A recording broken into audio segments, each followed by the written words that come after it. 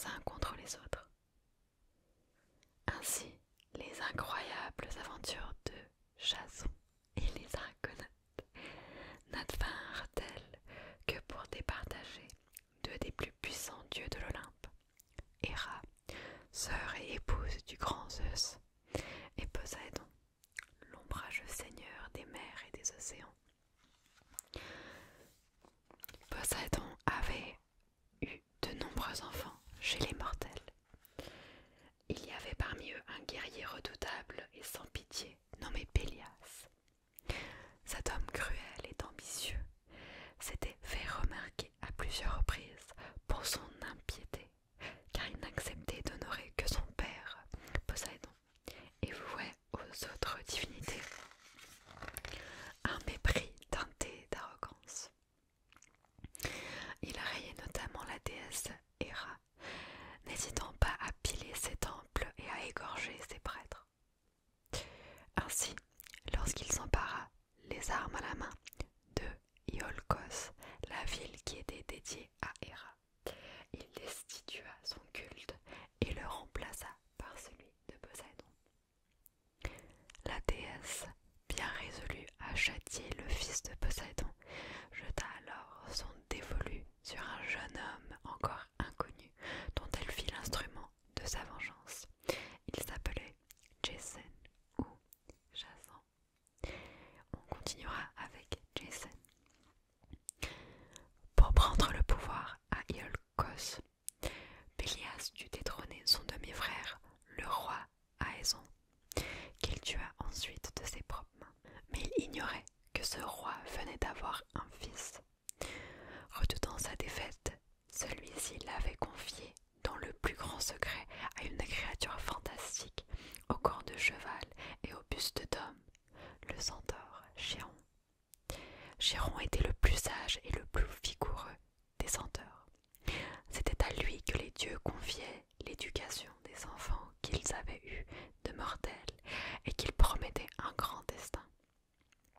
Dans les montagnes sacrées du Pélion, Chiron éduqua le jeune Jason comme son fils, lui enseignant le maniement de l'épée et du javelot, la gymnastique et le pugilat, l'art de parler et celui de séduire.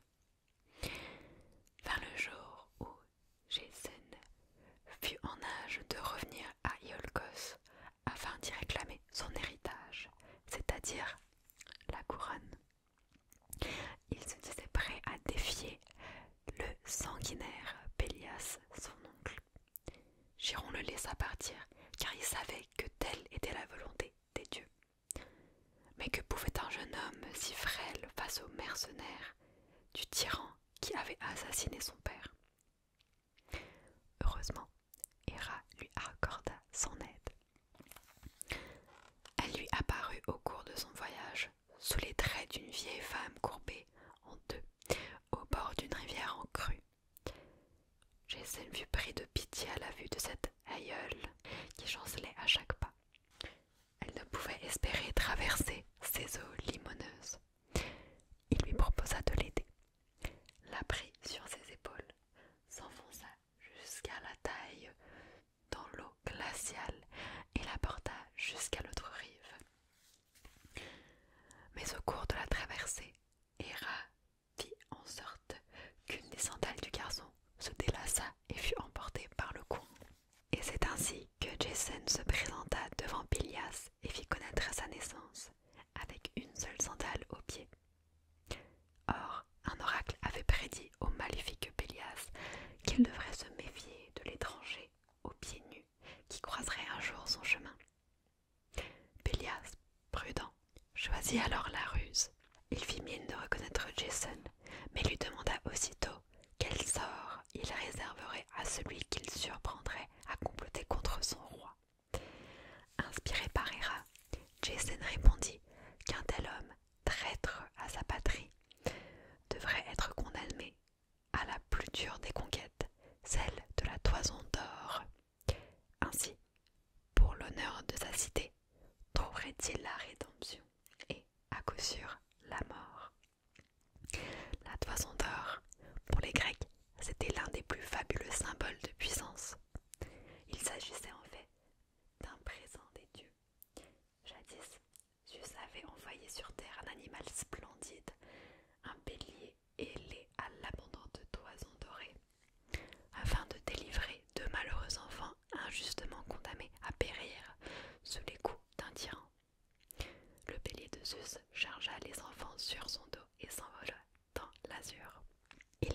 emmena très loin de leur cité, sur les terres reculées d'une province d'Asie qu'on appelait la Colchide. Une fois qu'il les eut sauvés, le bélier immortel leur expliqua qu'il souhaitait regagner sa place auprès des dieux. Il demanda donc aux enfants de le sacrifier comme l'exigeait le rite sacré, afin qu'il pût se dépouiller de son apparence physique et monter au ciel, où l'on peut encore le voir briller chaque nuit de tous ses feux. C'est la constellation du Bélier. Sa toison dorée devint alors un talisman sacré que les enfants conservèrent pieusement et après eurent leurs enfants ainsi que les enfants de leurs enfants. Quiconque la possédait gagnait l'amitié des dieux et, disait-on, la richesse et l'immortalité. Cela faisait maintenant des années que cette histoire s'était déroulée et sans cesse d'intrépides aventuriers avaient tenté de s'emparer de la toison d'or. Aucun d'entre eux n'y était jamais parvenu, car le voyage jusqu'à la lointaine Colchide était rempli de périls redoutables, et la toison d'or elle-même était gardée, disait-on, par un dragon invincible. Conquérir la toison d'or était bien la plus dangereuse mission que l'on pût imaginer. Pélias le savait parfaitement, et il promit à Jason de lui rendre son trône, à condition qu'il revînt à Iolcos avec la toison d'or. Jason accepta et prépara son expédition. Il fit appel aux plus braves guerriers de tout le monde grec. Plus de 50 valeureux marins voulurent se joindre à lui. Parmi eux, le glorieux Héraclès, fils de Zeus, l'homme le plus fort que la terre eût jamais porté, et qui s'accordait ainsi une trêve dans les 12 travaux auxquels il avait été condamné. Les jumeaux Castor et Pollux, eux aussi fils de Zeus et frères de la belle Hélène, par qui le malheur s'abattra plus tard sur la ville de Troie. Orphée, le poète inspiré par Apollon, ou encore Laerte, le futur père d'Ulysse, tous embarquèrent sur un solide navire baptisé Argo. On les appela les Argonautes. Le voyage fut une incroyable succession d'aventures. Les Argonautes quittèrent Iolcos, poussés par une brise légère, sous un ciel si pur qu'il rendait éclatante la splendeur diamantée des étoiles. Tous étaient confiants car Jason avait appris du chanteur Chiron l'art de jouer avec l'étoile ainsi que la manière dont on déchiffrait la carte du ciel, cette ménagerie scintillante et remuante. Mais soudain, un vent froid comme la mort se leva et la tempête éclata. Poséidon avait entendu les invocations de son fils, le tyran Pélias. Il allait désormais faire en sorte que le navire n'arrivât jamais à destination. 100 fois les Argonautes crurent périr, balayés par les lames en démence, les flancs saccagés par la houle éperdument furieuse. L'Argo s'abîma, reparut, tourmentant ses agrès, ses poutres et ses aubans. 100 fois on crut que le navire, trossé à la côte, se fracasserait sur les rochers, qu'il deviendrait le jouet des brisants et serait englouti en un instant. Mais l'Argo roulait comme un bouchon, protégé par Héra, Athéna et Apollon. Il ne chavira ni ne s'enfonça. Exténués, les Argonautes parvinrent enfin sur le rivage aride. Puis, le plus vaillant d'entre eux les avait quittés. Au cours d'une embuscade, alors que le navire reprenait la mer, Héraclès avait dû être abandonné et repartir vers son propre destin. Jason se rendit à la cour du roi de Colchide, gardien de la toison d'or. Aïétès était un roi fourbe et barbare. Impressionné par le périple insensé des Argonautes, pensant qu'ils étaient favorisés par les dieux, il accepta de leur donner la toison d'or, à condition toutefois que Jason sortît victorieux d'une série d'épreuves plus inhumaines les unes que les autres. Héra intervint à nouveau pour aider Jason. Toutefois, elle dut pour cela contracter alliance avec l'une de ses ennemies d'hier, la déesse Aphrodite. Elle accepterait de fermer les yeux sur les infidélités d'Aphrodite si la déesse faisait en sorte que la fille du roi de Colchide, la belle Médée, tomba amoureuse de Jason. En effet, tout pouvait s'arranger pour le pauvre Jason, à condition qu'il pût compter sur l'aide de la magicienne Médée. Aussitôt dit, aussitôt fait. Aphrodite envoya Eros jusqu'au palais de Médée, et l'espiègle petit dieu perça le cœur de la magicienne d'une de ses flèches dorées. Médée se prit aussitôt de passion pour le beau Jason. Afin de permettre à Jason de sortir victorieux des épreuves imaginées par son père, Médée concocta un baume dont elle avait le secret. Elle en induisit le corps du jeune homme qui sentit qu'une force terrible, indicible, invincible, le pénétrait tout entier. Jason, revitalisé par la magie de Médée, triompha sans encombre les épreuves imposées par le roi. Il soumit 2 taureaux sauvages, puis, avec cet attelage, laboura un vaste champ dans lequel il sema les dents d'un dragon qui aussitôt devinrent de belliqueux squelettes qu'il dut vaincre un à un. Mais le roi refusa pourtant de lui céder la toison d'or.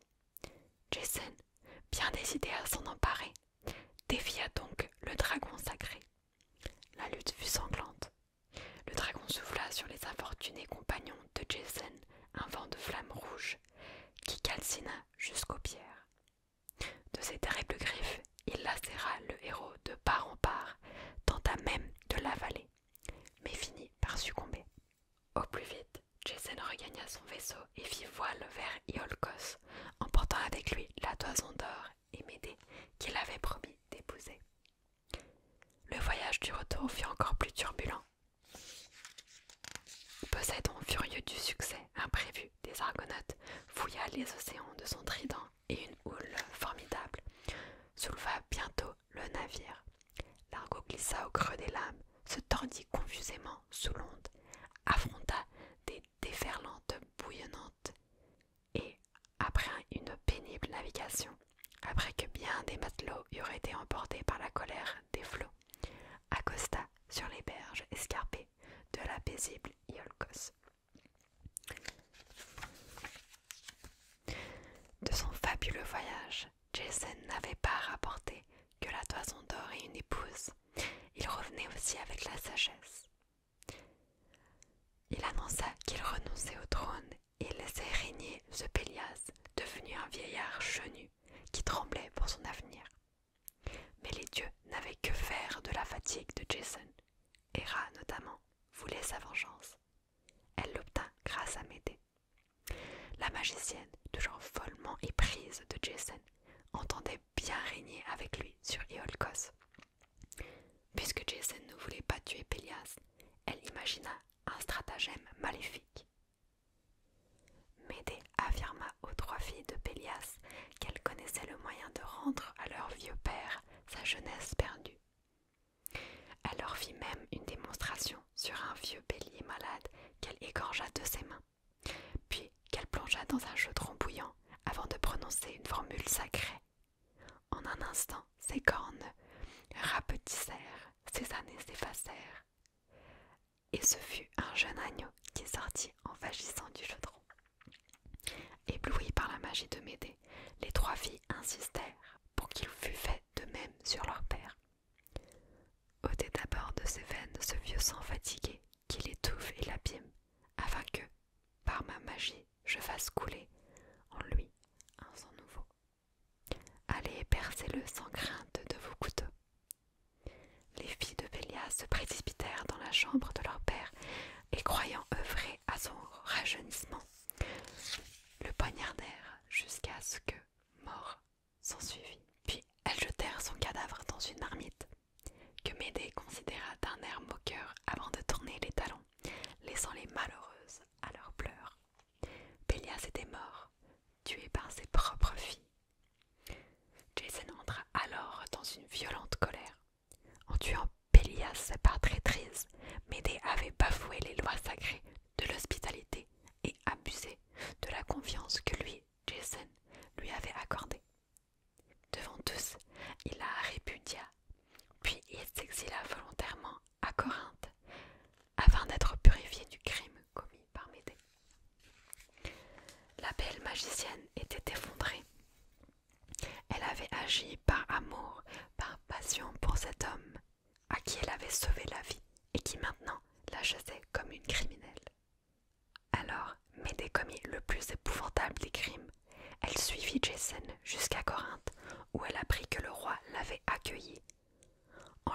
sa fille en mariage. Médée, pleine de haine contre son ancien amant, tissa pour l'occasion une robe de mariée d'une admirable beauté et la fit porter à la future épouse de Jason. Mais cette robe, Médée l'avait enduite d'un poison foudroyant. Dès que la jeune femme dévit le paquet et toucha la robe de ses mains encore blanches, elle s'écroula, se tordit de douleur et agonisa dans d'abominables tourments. Et ce n'était pas fini. Médée, échevelée comme une gorgogne, fit irruption dans le palais de Jason. Elle gagna les appartements où dormaient les 2 enfants qu'elle avait donnés au chef des Argonautes, les serra dans ses bras, puis, dans sa fureur démente, les poignarda avant de prendre la fuite sur un char noir comme les ténèbres et que tiraient 4 dragons offerts par le dieu Poséidon. Jason, le conquérant de la toison d'or, n'était plus que l'ombre de lui-même. Peu importait désormais le pouvoir et la gloire. Il vivait dans ses souvenirs seul et malheureux, dans le souvenir de ses fils assassinés, dans le souvenir de ses exploits d'antan, dans le souvenir de ses amours trépassés. Un jour qu'il gisait les yeux fermés sous la feuillée, à l'ombre de l'Argo, son vieux navire au bois rongé, la poupe vermoulue s'abattit sur lui dans un grand fracas. Jason mourut sur le coup, dans son sommeil, protégé par les dieux. Ce fut une longue histoire, mais parmi une des plus courtes.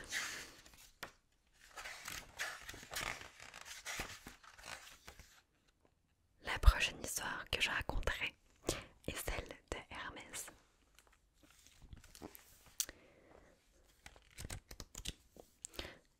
Il était une fois un dieu voleur, un dieu menteur, un dieu farceur, un dieu qui pratiquait l'insolence comme une vertu et s'était résigné à prendre en douce sa part de bonheur sans jamais attendre qu'on la lui attribuât. Ce dieu, c'était Hermès. Hermès, agent très spécial au service exclusif de Zeus, était chargé des missions impossibles et des besognes délicates, le lien le plus direct entre les hommes et les dieux. Il était difficile, même pour les dieux de l'Olympe, de dire quelles étaient ses attributions précises. Officiellement, Hermès était le patron des marchands, mais c'était une couverture. En réalité, il était surtout le protecteur des voleurs et des menteurs. Avec lui, commerce et brigandage allaient de pair. Hermès était la preuve immortelle qu'on avait beau être un dieu, on n'en était pas moins bourré de vilains petits défauts. En ce qui concerne Hermès, c'était franchement irrécupérable. Il mentait, volait, écoutait aux portes, racontait des histoires à dormir debout. Un charmeur et filou. Mais comment Hermès avait-il pu devenir le protecteur de ces hommes à la mortalité plus que douteuse? Tout se passe comme si c'était la seule attribution qui restait sur l'Olympe, celle dont personne ne voulait et que l'on réservait au petit dernier de la famille. Car Hermès était bien le dernier enfant issu de la longue lignée de Zeus. Du moins, le dernier enfant Dieu. Sa mère, Maïa, était une déesse renommée et glorieuse, l'une des 7 Pléiades, les filles du titan Atlas, celui-là même que Zeus avait condamné pour l'éternité à porter le monde sur ses épaules. Mais Hermès grandit loin de sa mère que Zeus avait transformée en étoile et placée haut dans le ciel, tout comme ses sœurs, afin qu'elles échappassent à la folie d'Orion, un chasseur qui ne cessait de les poursuivre à travers les plaines et les monts. Pour éviter que son épouse, la très jalouse Héra, ne le découvrît, Zeus cacha le jeune Hermès dans une grotte du mont Silène, en Arcadie, et chargea les nymphes de la région de veiller sur lui. Les nymphes eurent fort à faire avec ce garnement. À peine âgé de quelques mois, profitant d'une nuit sans lune,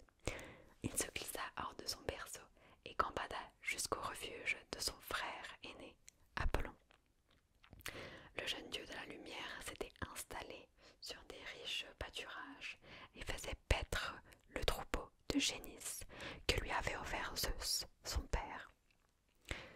50 superbes génisses aux cornes dorées. Mais cette nuit-là, Apollon, au lieu de garder ses génisses, était occupé à séduire les belles mortelles. Hermès trouva les bêtes abandonnées et le dieu endormi dans les bras d'une superbe créature. En silence, il rassembla le troupeau et l'amena dans la forêt où il le cacha soigneusement. Pour masquer son forfait, il prit soin de faire marcher les génisses à rebours, puis d'assembler des rameaux de feuilles et de pampres afin d'effacer toute trace de son passage. Une fois en sécurité, il sacrifia 2 bêtes aux dieux de l'Olympe et leur annonça qu'il serait bientôt le 2e autour de leur table. Mais Apollon ne tarda pas à retrouver la piste de son troupeau. Lorsqu'il découvrit Hermès, ce poupon joufflu qui jouait avec ses génisses, il s'empara de lui et le mena jusqu'à l'Olympe, devant Zeus. Le père des immortels ne put réprimer son fou rire en apprenant le bon tour que l'habile Hermès venait de jouer au frivole Apollon. Le différend entre les 2 frères se régla à l'amiable. En effet, Hermès, au retour de son expédition nocturne, avait inventé un instrument qui plongea Apollon dans un état de ravissement absolu. Avec la carapace d'une tortue et les boyaux d'une des génisses sacrifiées, Hermès avait fabriqué une lyre dont il tirait des sons incroyablement délicats. Apollon proposa un échange, son troupeau contre la lyre. Top là! Désormais, ces 2-là ne se quitteront plus, et Hermès, protégé par Apollon, fut intronisé prince des voleurs.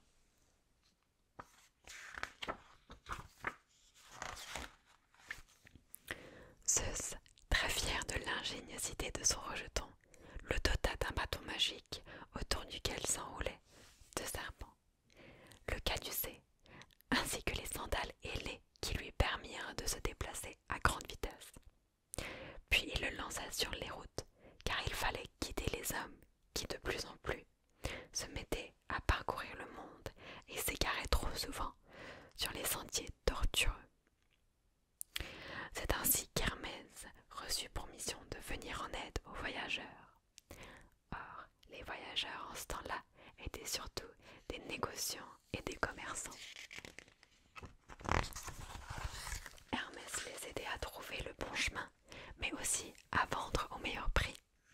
Pour cela, il n'hésitait pas à leur prêter un peu de son éloquence, cette faconde fortement appuyée sur le mensonge et qui permettait de vendre n'importe quelle camelote ou de se sortir de n'importe quelle situation. Décidément, Hermès était bien le dieu de la communication. Ses raisonnements étaient la plupart du temps d'une totale mauvaise foi. Mais il le reconnaissait lui-même, ce qui compte, ne pas tant de dire la vérité que de plaire.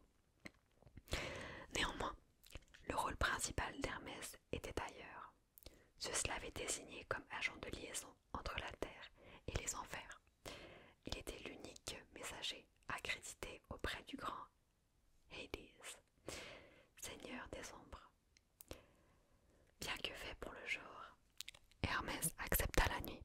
Il devint Hermès psychopompe, c'est-à-dire l'accompagnateur des âmes.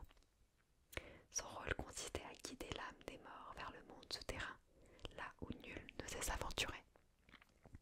Il faut dire que le voyage n'était pas du tout repos.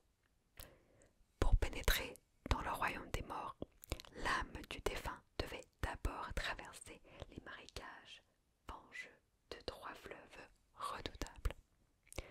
Elle devait négocier son passage avec un étrange individu, ombre terrifiante et silencieuse, le vieux Charon.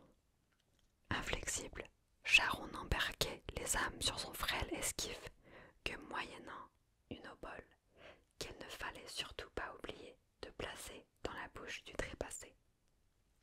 Charon laissait les âmes mortes de l'autre côté du fleuve.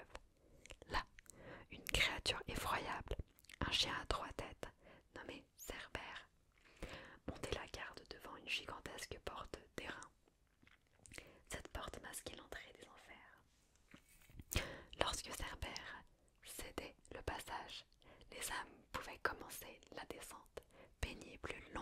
tortueuses à travers des 3 sentiers plongés dans les ténèbres.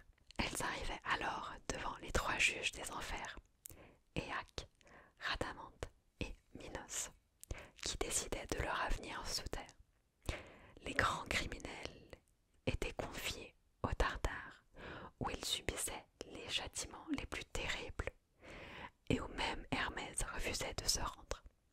Les autres accédaient aux Champs-Élysées, où ils pouvaient se rassasier et boire l'eau du fleuve l'été, l'oubli, avant d'attendre le jour où elles seraient réincarnées, sans pourtant conserver le moindre souvenir de leur vie antérieure.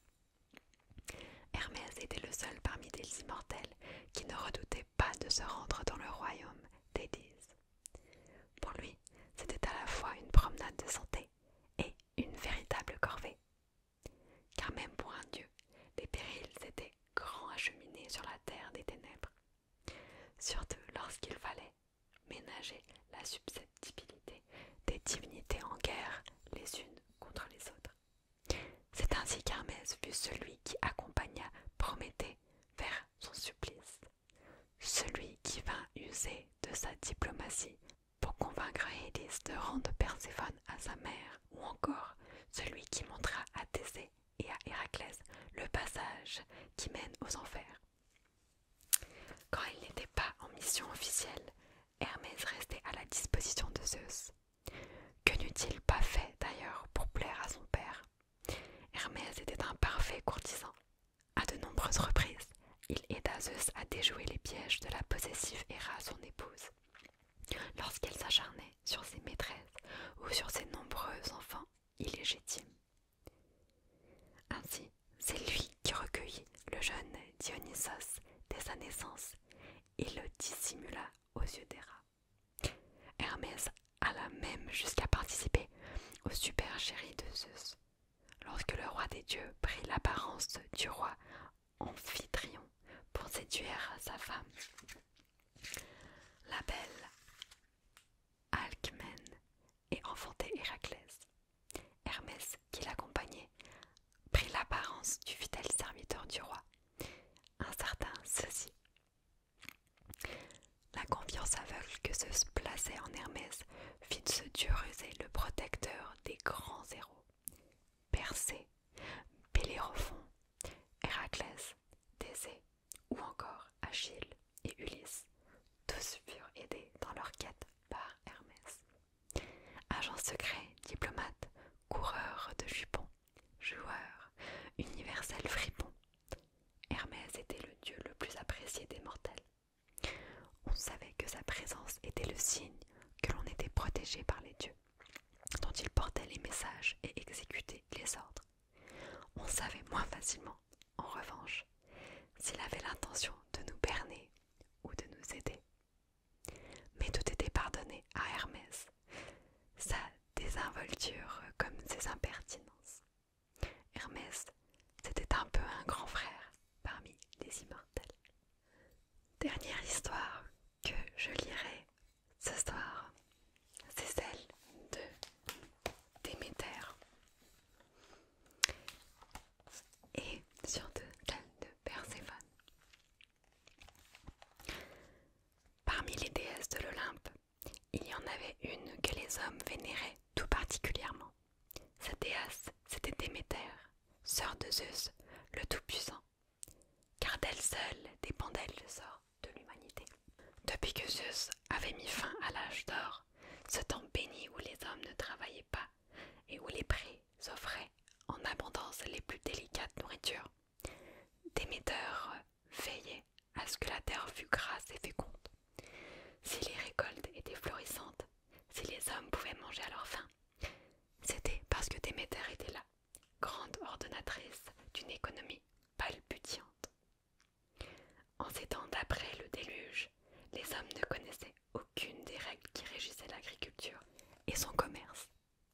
Heureusement, Déméter protégeait les champs et les labours. Quand la main de l'homme s'égarait, elle la redressait et corrigeait les maladresses. On l'honorait avec ferveur pour que les récoltes fussent abondantes, pour que les plantations fussent fertiles et que les arbres portassent de beaux fruits. Déméter avait une fille que Zeus lui avait donnée et qu'elle avait appelée Perséphone. Elle entretenait avec elle des liens très étroits. Pour tout dire, elle l'adorait, au point que les mortels admiratifs avaient fait de Déméter non seulement la déesse qui présidait aux moissons et aux récoltes, mais aussi la déesse qui incarnait la tendresse maternelle. Elle était la déesse mère dans tous les sens du terme, à la fois parce qu'elle nourrissait les hommes et parce qu'elle vouait à sa fille l'adoration que toutes les mères devaient porter à leurs enfants. Hélas, un drame survint qui ruina cette délicate harmonie. Un jour où Déméter s'était rendue au champ pour favoriser les semailles, Perséphone partit se promener dans la prairie de l'éternel printemps. Elle flânait parmi les herbes folles, remplissant de brasses et de fleurs les plis de sa robe, lorsqu'elle aperçut, un peu à l'écart, un lys d'un éclat merveilleux. Mais au moment où elle se penchait pour le cueillir, la terre se mit à se craqueler, le sol se fissura, et dans un vacarme épouvantable, se fendit en deux. Un char noir, tiré par deux effrayants chevaux, surgit du gouffre. Devant elle se dressait le plus terrible et le plus redouté de tous les visiteurs, Hadès, seigneur des enfers, le maître du royaume des morts. Hadès le ténébreux avait vu la belle Perséphone et en était tombé passionnément amoureux. Depuis longtemps déjà, il rêvait de prendre épouse, mais nul n'osait se risquer sur ces terres de désolation. Même les dieux le craignaient. Il régnait sur le monde souterrain et son royaume, gardé par des créatures terrifiantes, n'était peuplé que par les âmes des trépassés. D'un bond, Hadès saisit la jeune fille par la taille et la percha sur son char, puis l'entraîna dans les profondeurs du royaume des ombres. À son retour des champs, Déméter chercha sa fille. Pendant 9 jours et 9 nuits, elle erra par les chemins, pleurant toutes les larmes de son corps et fouillant chaque recoin à la recherche de son enfant. Personne n'osa lui révéler la vérité. Ce fut Hélios, le dieu du soleil, qui, pris de pitié, lui avoua ce qu'il avait vu du plus haut du ciel et ce qu'il avait surpris sur l'Olympe. Car si le responsable de ce rapt était bien Hadès, le grand Zeus avait auparavant approuvé son plan pour s'emparer de Perséphone. Accablé par cette trahison, ne sachant comment arracher sa fille aux griffes de l'enfer, Déméter se mura dans son chagrin, puis elle jeta une mante noire sur ses épaules, en signe de deuil, et reprit la route sous l'apparence d'une vieille femme. Longtemps elle marcha sans but. Son vagabondage la conduisit jusqu'à la ville d'Éleusis, près d'Athènes. Dans le temple majestueux qui avait été autrefois bâti pour elle, elle s'enferma seule, désespérée. Cloîtrée dans son sanctuaire, Déméter décida de ne plus exercer son activité de déesse, d'abandonner ses fonctions divines. Et, en un instant, ce fut la catastrophe. Plus aucune graine ne germa. Les arbres ne donnèrent plus de bourgeons, ni de fleurs, ni de fruits. Et les hommes eurent beau tracer des sillons, pêcher, planter, semer, invoquer les dieux. Rien n'y fit. La terre était devenue aussi stérile que le plus aride des déserts. La famine s'abattit aussitôt. L'espèce humaine allait disparaître à nouveau, dévorée par la faim.